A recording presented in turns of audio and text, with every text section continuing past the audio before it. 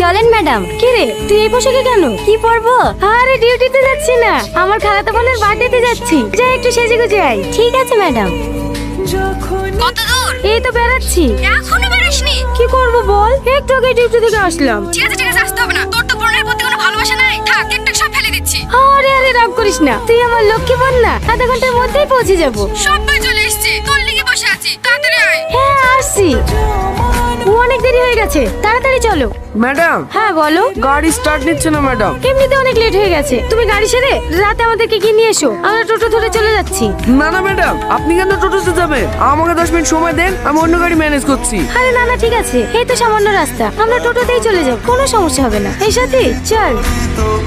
এর আগে আপনার কোথায় পোস্টিং ছিল? কলকাতায়। আপনার আদি বাড়ি কলকাতায় নাকি? আরে না না।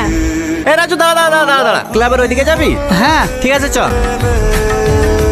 এই কি দেখছিস?